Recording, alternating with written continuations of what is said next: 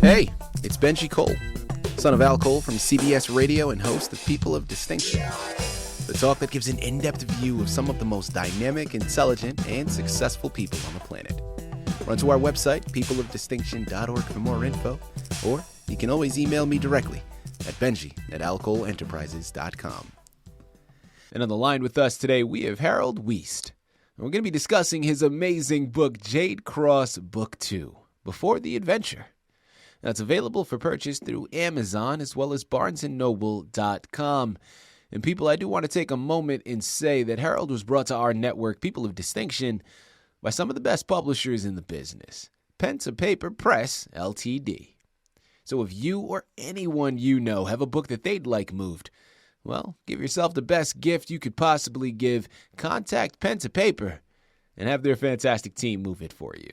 You can find out more information on them at pen2paperpress.com. And listen, it is an absolute pleasure to have Harold here on the line. Sit back, strap in, and get ready for a wonderful ride. Harold, first and foremost, welcome to People of Distinction, and thank you very much for being a guest. How are you doing today? Oh, I'm glad to be here. Thank you.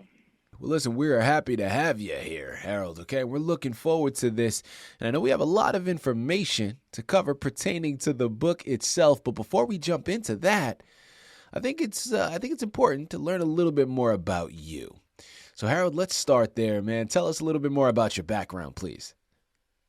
Well, I retired from the United States Marine Corps in 1973. I had a full tour in Vietnam plus 2 temporary assignments over there. And I was really enthralled with the Vietnamese people. They were really wonderful. And so many of them was caught in the middle of the conflict. And my heart really went out to them. But since once I retired, I worked in various types of security, retail, nuclear, and some industrial. Plus, I used to teach all levels of swimming and instructors for the Red Cross and also in their first aid programs. And I taught skin and scuba. And also I taught skating and helped manage rink in South Florida for a few years. And my last full-time job was that of being in charge of security in a mall. And you'll see in book 2, in once you get past the prologue, that the subject of snatch and grab type criminals comes up because the main character here, this retired Marine Master Gunnery Sergeant, is now in charge of the mall security, and he has to approach this particular type of crime, and he does it in a very unique manner. And that's just in the beginning of the book 2.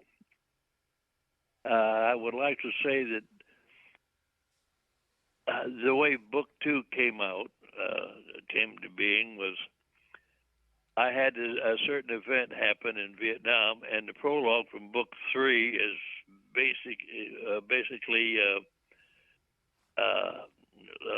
loosely interpreted in that book. And there we had characters, and we had a Jade Cross. So as I went along, I had to produce a Jade Cross, which went to book 1, the Trek for the Cross, and then into book 2, it more or less introduces 2 of the main characters of book 3. Now, they have their own adventure because the main protagonist, retired Master Gunnery Sergeant Travis Dolbane, caught an individual stealing from a Connex box in a regimental headquarters area in Vietnam. and it was in the monsoon, and he had rubbed the man's face in the mud. Well, later on, this guy became the overall chief of all the snatch and grab gangs in Middle Tennessee.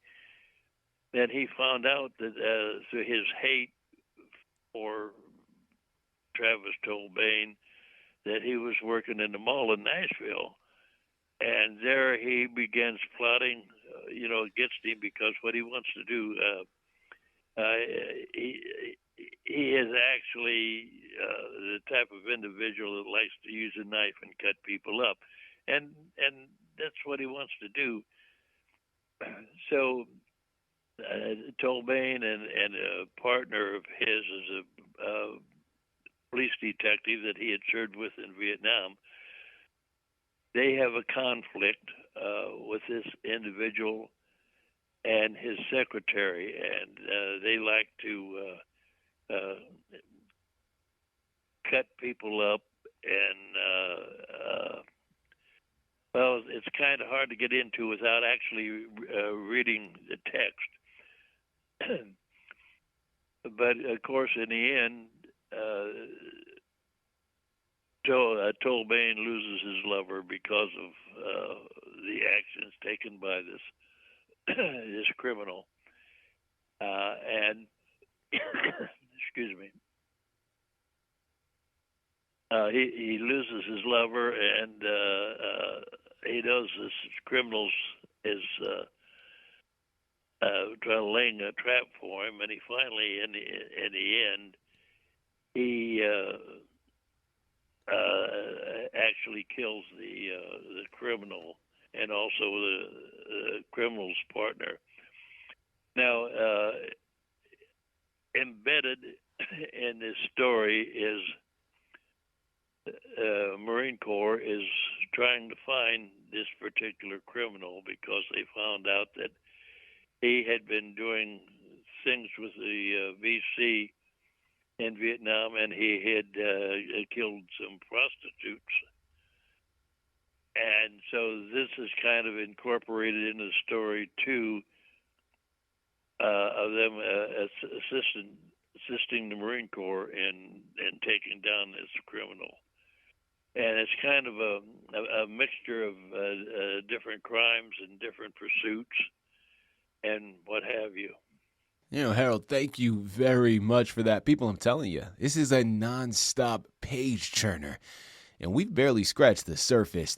Harold, next question that I want to go into, I want to talk about inspiration for a second because, listen, your background is in military and is in security. Now, I'm curious, man, where does the writing fit in? What inspired you to become a creative writer?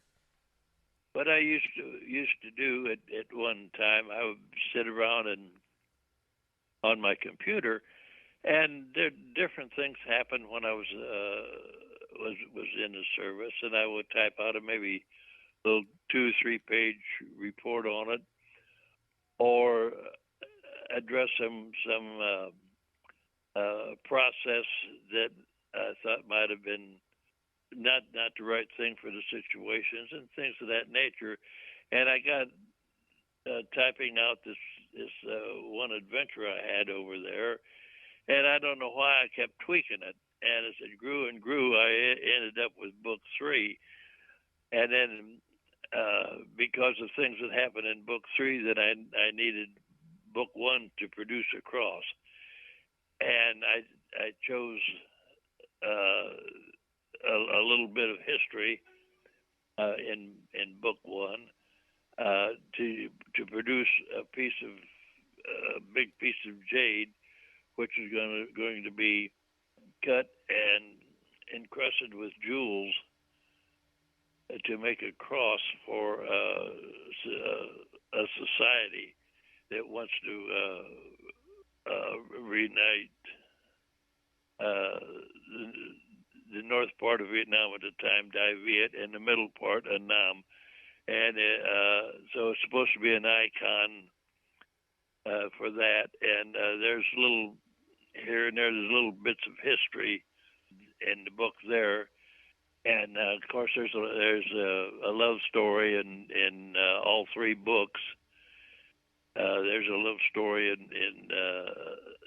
with developed with hardships for two people going on a trek to recover the cross from Chinese master that actually made the cross, and coming into bandits and groups that was actually against their particular society and so on and so forth. So we end up with the Jade Cross. And of course, that's already everything on it's already in book 3. And then, like I say, in book 2, more or less introducing these two characters and probably a couple other minor characters at the small where he works. And well, there's shoot 'em ups and kidnaps and finding bodies that had been mutilated by knife and things, and it might not be for the faint of heart, but it's quite a good adventure. And one of the parts that I like, it kind of introduces the main character there into the Marine Corps, and then puts him in Vietnam, and him and his interpreter have goes out on an operation during the monsoon, and the area that I describe in the book actually exists, and I had actually been in that area a few times in Vietnam, and it kind of shows the discomfort of people that's out there in the monsoon, and it's just rain, heavy rain for days and days, and everything buildings you get into, they smell musty and moldy and stuff from the atmosphere, and also you don't have the intense heat that you do normally in Vietnam, and the nights and the rains are really chilling. And I kind of get that started in the prologue to book 2, and then that leads into the capture of this individual stealing from this mini PX. It's in a Connex box. And then it goes on into the States, and it shows some adventures that the criminal had, and a little bit on his secretary, who eventually becomes a lover and helps him maim people and so on and so forth. So there's several different sides to the story, and also the main character has a love affair with a beautiful lady that runs a little concession in the mall, and she ends up being killed because of the criminal wanting to hurt Tolbane and kidnapping the woman, and she broke free and got hit by a car, and that took care of her. So there's a lot of different themes in there as you go along, and also the main character is kind of an ad-libber, and sometimes people think he's a little nuts with things he says, and he's always enthused with the old Mike Hammer detectives, and I think a place in there is a little obsession with the Raven, and so on and so forth. So you got kind of a mixture of things. People, again, we're here on the line with Harold Weist. We're discussing his amazing book, Jade Cross, Book 2, Before the Adventure. Available for purchase through Amazon as well as barnesandnoble.com. Harold, as we start to close out of this fantastic interview, listen, I know about this book and I know about your past. Well, I'm focusing now on the future. Please tell me there's another book upcoming. Well, actually, I know that there's another book upcoming. Talk to us about that third book in the trilogy, Harold.